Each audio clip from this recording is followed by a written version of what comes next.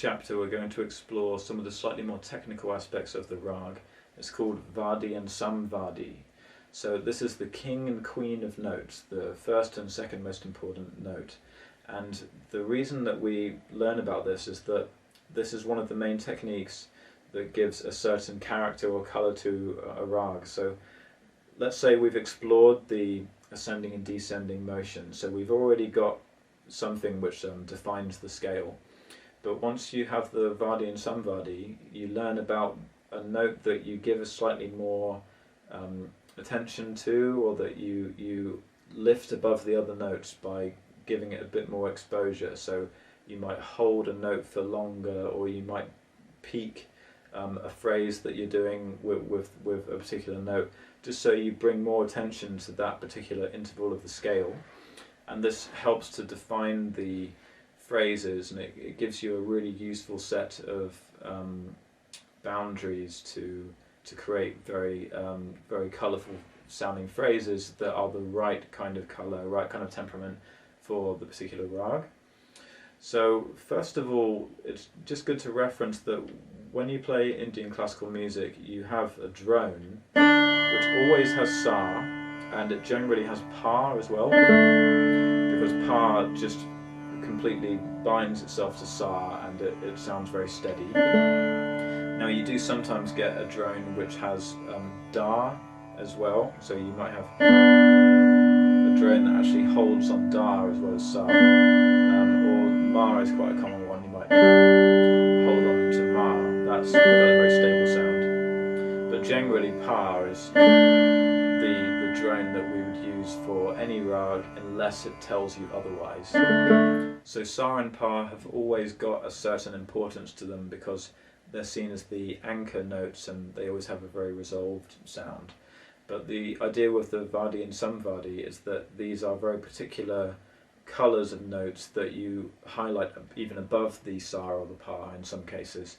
So that Raag has its own feeling. Some of the Vadi notes, Samvadi notes, have got a lot of tension in them, so that helps to change the mood of the raga. So what we're going to do is look at the plucker phrases that we did, and we're going to explore how the Vadi and Samvadi are being employed in these phrases. And this is just giving you a reference of how these notes might be used, so you can actually expand on your phrases further, but know what some of the essential guidelines could be to make sure that it still has the character of raagyaman. So it's quite a fluid concept, as you'll come to see. So looking at the first phrase, we did ni, re, ga, re, ni, re, sa. So first of all, we're starting on the Samvadi, ni, and then going up to the Vadi, which is the ga. So we're already using these pivotal points of a phrase, the ni, re, ga, and it helps to highlight those notes. So if you stretched out this phrase, because a phrase can be played fast or slow, and it can still work within the Raag. So ni, you could really hold that ni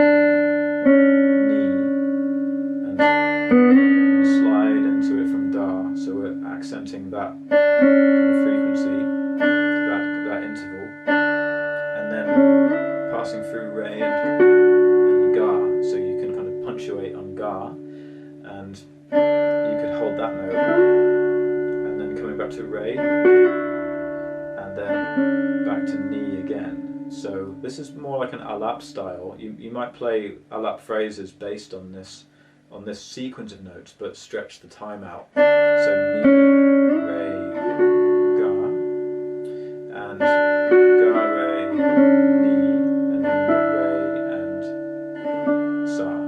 So you can pause on re as well, but you wouldn't keep on using it again and again and again, because then it would start to sound like a different Raag.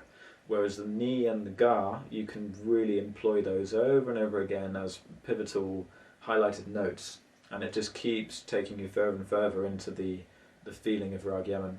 So you're playing it faster, or playing with ornamentation. a certain feeling to it.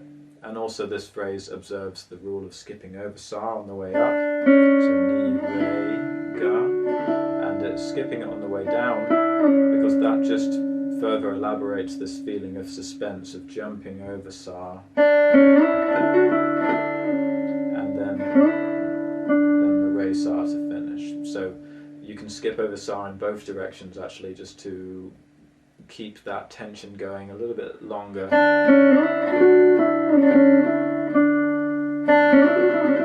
So it sounds really nice fast or really nice slow.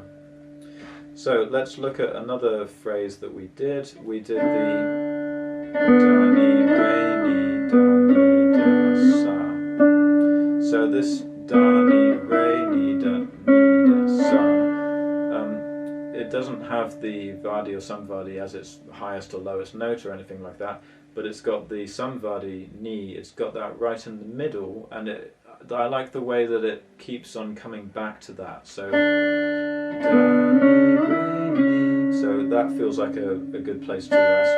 Da, ni, re, ni, da, ni, da, sa, and it feels that you can punctuate da, ni, re, ni, da, and that gives a certain, you're just accenting the ni and making that tension, because it has a tension to it, that note. You're just making that come out as you go. So again, if you were changing the timing of that, you could hold on to the ni,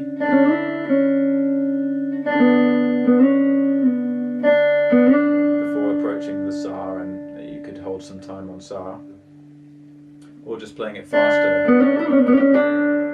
So when you're playing fast, the Vadi and Samvadi aren't quite as clear. It's a little bit more in the slower phrases that you really get the clearest feeling of what the Vadi and Samvadi are doing. Another thing to mention about the Vadi and Samvadi is that they tend to have about a fourth or a fifth interval between them.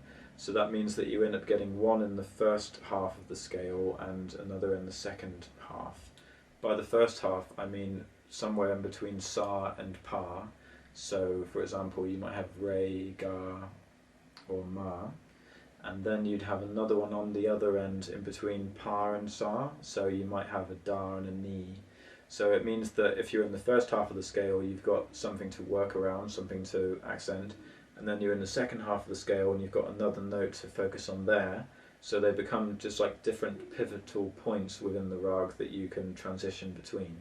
Some rags even just have sa and pa as their Vadi, so you have a very stable sound when you're phrasing mostly around sa and pa, but because they're far away enough from each other, it means that you can generate ideas at one end of the scale and then generate ideas around the middle of the scale, and you've just got those different transition points to elaborate and balance your phrases between those 2 points. So that's the idea of Vadi and Samvadi, and a bit later we're going to see how that works in a melody as well. You'll see how the melody tends to use these concepts in a similar way.